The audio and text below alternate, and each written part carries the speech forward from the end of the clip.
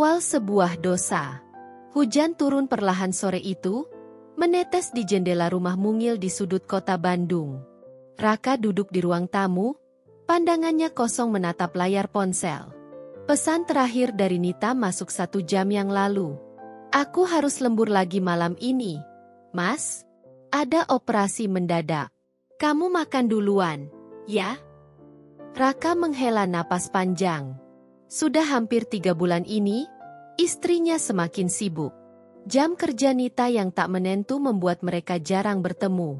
Bahkan, momen makan malam berdua pun terasa seperti kemewahan yang sulit didapatkan. Ia bangkit, berjalan menuju dapur. Aroma masakan menggoda penciumannya. Di balik meja makan, seorang wanita tengah menyusun hidangan dengan rapi. Rahayu, ibu mertuanya, menoleh dan tersenyum lembut. Kamu kelihatan lelah.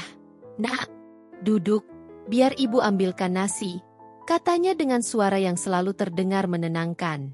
Raka hanya tersenyum tipis. Ia duduk di kursi dan memperhatikan ibu mertuanya. Meski usianya hampir 50, Rahayu masih terlihat anggun. Rambut panjangnya yang disanggul sederhana, kulitnya yang masih terawat, serta tatapan matanya yang penuh kelembutan membuatnya tampak lebih muda dari usianya. Aku bisa ambil sendiri, Bu, ujar Raka. Tapi kamu jarang makan tepat waktu. Kalau Nita di rumah, pasti dia yang cerewet menyuruhmu makan. Rahayu terkekeh, menyodorkan sepiring nasi dengan lauk ayam goreng kesukaan Raka. Keheningan menyelimuti mereka saat makan malam berlangsung. Hanya suara hujan yang terdengar dari luar. Raka merasa ada kehangatan dalam momen ini, sesuatu yang sudah lama tak ia rasakan. Saat ia selesai makan, Rahayu berdiri untuk membereskan meja. Tapi tanpa sadar, tangannya menyentuh tangan Raka. Sesaat, waktu terasa berhenti. Raka menatap tangan mereka yang bersentuhan, lalu mengangkat pandangannya ke arah Rahayu. Mata mereka bertemu, dan dalam sekian detik itu, ada sesuatu yang sulit diartikan. Sesuatu yang seharusnya tak boleh ada. Rahayu menarik tangannya dengan gugup. Maaf, ibu nggak sengaja. Raka hanya mengangguk, tapi pikirannya terusik. Apa yang barusan ia rasakan? Kenapa jantungnya berdetak lebih cepat? Malam itu, saat ia berbaring sendiri di kamar, bayangan Rahayu terus mengganggunya. Dan di sanalah semuanya bermula. Sebuah perasaan yang seharusnya tidak pernah ada.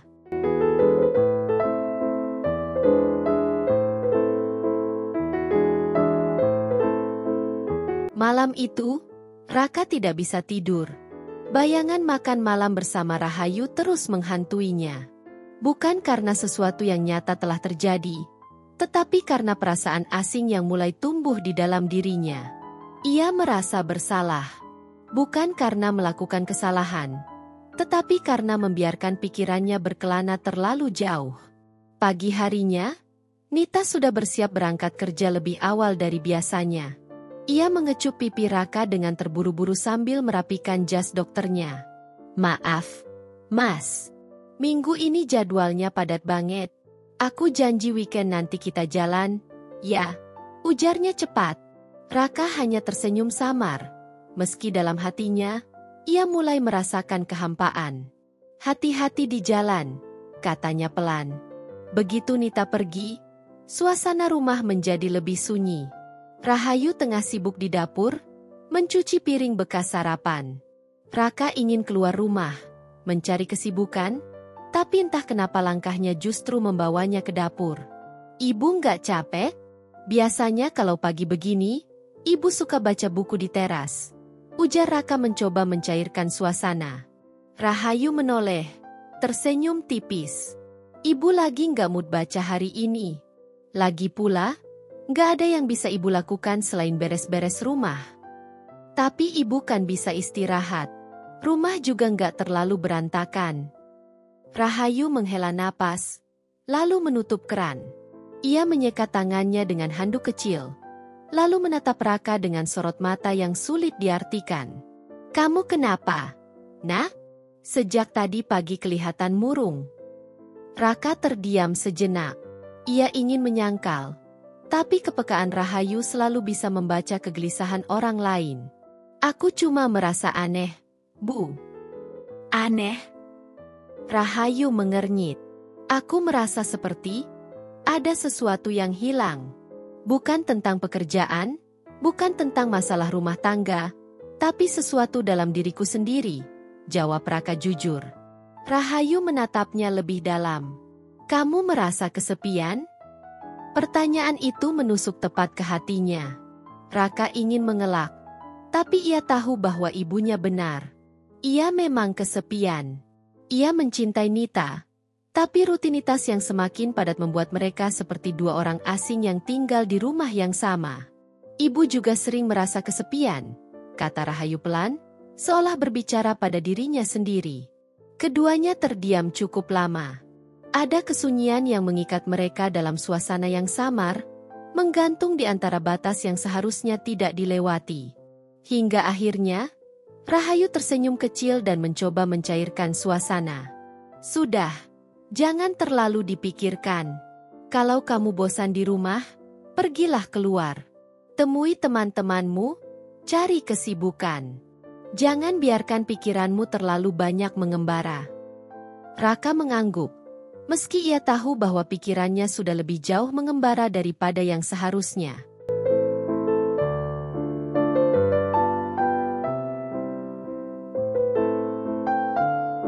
Hari-hari berlalu, dan Raka mulai berusaha mengabaikan perasaan aneh yang muncul dalam dirinya. Namun, semakin ia mencoba menghindar, semakin ia merasa tertarik dengan keberadaan Rahayu. Sampai suatu hari, sebuah kejadian membuat segalanya semakin rumit. Siang itu, Raka pulang lebih awal dari kantornya. Ia ingin beristirahat sebelum Nita pulang.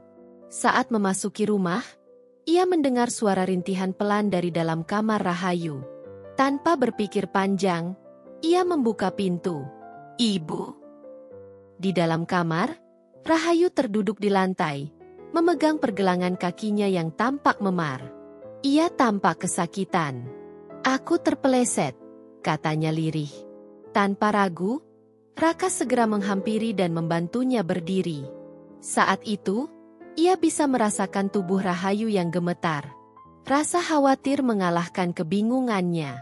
Ibu harus diperiksa, mungkin keseleo, ujar Raka cemas. Tidak perlu, Nak. Ini cuma memar biasa. Rahayu mencoba tersenyum, tapi jelas ada nyeri di wajahnya. Kita ke dokter, ya? Tidak usah. Ibu bisa mengatasinya sendiri. Raka tahu Rahayu hanya berusaha menenangkan, tapi ia tidak bisa membiarkan ibu mertuanya menahan sakit sendirian. Ia berjongkok di depannya, kemudian dengan hati-hati mengangkat pergelangan kaki Rahayu ke pangkuannya. Ibu harus lebih hati-hati, gumamnya sambil memeriksa luka itu. Rahayu terdiam, menatap Raka dengan tatapan yang sulit dijelaskan. Ada sesuatu dalam sorot matanya, sebuah kebingungan, kegelisahan, atau mungkin ketakutan. Raka tidak menyadari bahwa sejak saat itu, jarak di antara mereka semakin tipis. Dan dari situlah, badai dalam keluarga mereka perlahan mulai terbentuk.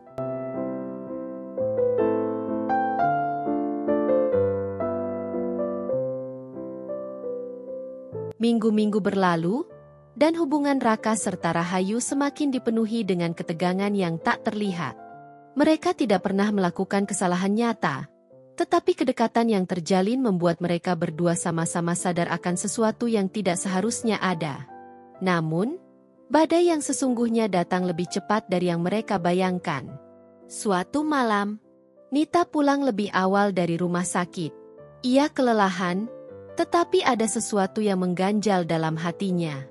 Beberapa hari terakhir, ia merasa ada yang berubah di rumahnya. Suasana yang tak bisa ia jelaskan, seolah ada sesuatu yang terjadi di belakangnya. Saat ia membuka pintu rumah, suasana gelap.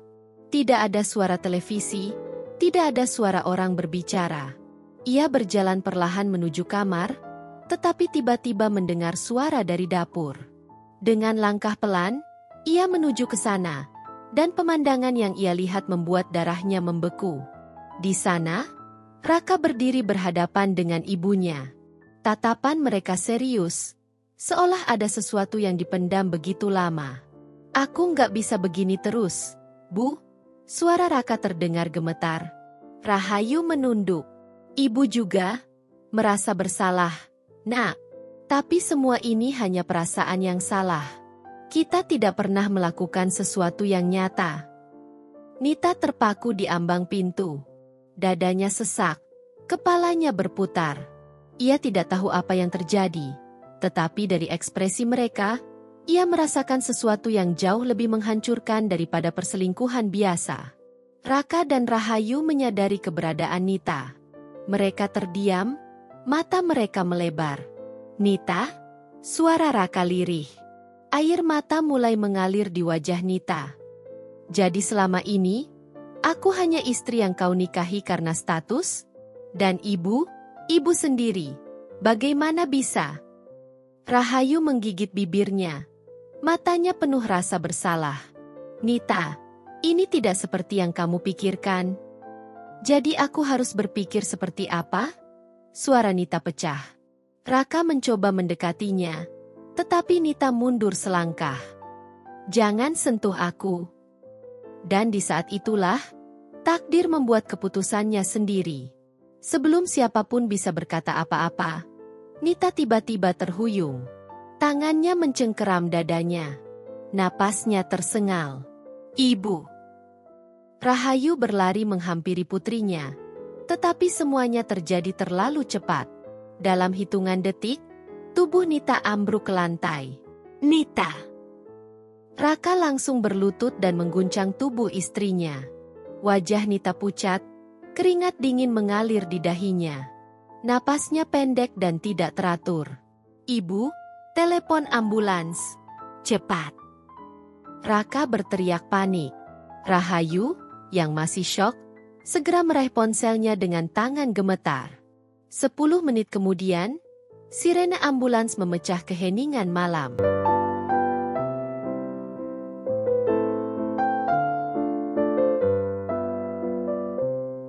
Satu bulan kemudian, Raka berdiri di samping ranjang rumah sakit, menggenggam tangan Nita yang masih lemah. Setelah malam itu, Nita dinyatakan mengalami serangan jantung ringan akibat stres berlebihan. Namun, yang lebih menyakitkan bukanlah sakit fisiknya, melainkan luka di hatinya. Aku akan mengajukan cerai. Suara Nita terdengar lemah, tetapi tegas. Raka menatap istrinya dengan hampa. Ia ingin menyangkal, tetapi ia tahu bahwa ini adalah konsekuensi yang harus ia terima. Aku mengerti. Hanya itu yang bisa ia ucapkan. Rahayu tidak pernah datang ke rumah sakit. Sejak malam itu, ia menghilang dari kehidupan mereka, memilih untuk kembali ke kampung halamannya. Sebelum pergi, ia hanya meninggalkan satu pesan pendek untuk Raka. Jangan pernah mencari ibu lagi. Biarkan semuanya berlalu. Dan begitulah, segalanya berakhir dengan cara yang paling menyakitkan. Raka kehilangan istrinya. Rahayu kehilangan putrinya. Dan mereka berdua kehilangan satu sama lain. Terjebak dalam kenangan yang tidak bisa dihapus. Dalam perasaan yang seharusnya tidak pernah ada. Takdir telah menghakimi mereka dengan caranya sendiri.